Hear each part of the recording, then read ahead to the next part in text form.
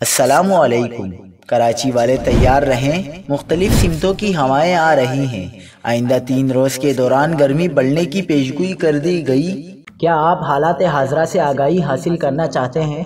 خبر کے پیچھے چھپے اصل حقائق جاننا چاہتے ہیں تو ابھی سبسکرائب کیجئے جلمل پاکستان کو اور ساتھ ہی گھنٹی کے نشان پر کلک کر دیں۔